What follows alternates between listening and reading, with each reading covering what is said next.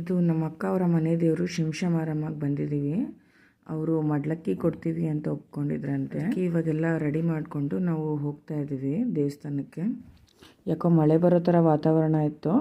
ನಾವು ಅದಕ್ಕೆ ಒಂದು ಚೌಲ್ಟ್ರಿನ ಬುಕ್ ಮಾಡಿಕೊಂಡು ಅಲ್ಲಿ ನಮ್ಮ ಲಗೇಜ್ನೆಲ್ಲ ಇಟ್ಕೊಂಡಿದ್ವಿ. ಇದು ದೇವಸ್ಥಾನದ ಎಂಟ್ರೆನ್ಸು. ನನ್ನ ಮಗಳು ಕೈಗೆ ಸಿಗ್ದಂಗೆ ಓಡಾಡ್ತಿದ್ದಾಳೆ. ಇನ್ನು ಅಲ್ಲಿ ಕೈಕಾಲೆಲ್ಲ ತೊಳ್ಕೊಂಡು ದೇವಸ್ಥಾನಕ್ಕೆ ಹೊರಟ್ವಿ. ಅಂತ ಏನು ರಶ್ ಇರಲಿಲ್ಲ. ನಮಗೆ ದರ್ಶನ ತುಂಬಾ ಚೆನ್ನಾಗಿ. ಗರ್ಭಗುಡಿ ಹತ್ರ ಕ್ಯಾಮ್ರಾ ಅಲೋ ಇರಲಿಲ್ಲ. ನಮ್ಮದು ದರ್ಶನ ಎಲ್ಲ ಮುಗಿಸ್ಕೊಂಡು ಸ್ವಲ್ಪ ಹೊತ್ತು ಅಲ್ಲೇ ದೇವ್ರ ಸನ್ನಿಧಿಯಲ್ಲಿ ಕುತ್ಕೊಂಡಿದ್ವಿ. ಇನ್ನು ದೇವ್ರಿಗೆ ಮೊಸರನ್ನ ನೈವೇದ್ಯ ಕೊಟ್ಟು ದೇವಸ್ಥಾನದಿಂದ ನಮ್ಮ ಚೌಲ್ಟ್ರಿ ಸ್ವಲ್ಪ ದೂರ ಇತ್ತು. ದೇವಸ್ಥಾನದಿಂದ ವಾಪಸ್ ಬಂದು ಚೌಲ್ಟ್ರಿಲೆ ನಾವು 2 kg ಅಷ್ಟು ಚಿಕನ್ನ ತಗೊಂಡ್ಬಂದಿದ್ರು. ಅಲ್ಲೇ ನಾವು ಅಡುಗೆ ಮಾಡಿ ದೇವಸ್ಥಾನದ ಹೊರಗಿರುವ ದೂತರಿಗೆ ಇದನ್ನ ನೈವೇದ್ಯ ಮಾಡ್ತಾರಂತೆ. ತುಂಬಾ ಜನ ಊಟಕ್ಕೆ ಸಹ ಬರ್ತಿರ್ತಾರೆ. ಊಟ ಮುಗಿಸ್ಕೊಂಡು ಲಗೇಜ್ ಎಲ್ಲ ಪ್ಯಾಕ್ ಮಾಡ್ಕೊಂಡು ಬೆಂಗಳೂರಿಗೆ ವಾಪಸ್ ಬಂದ್ವಿ.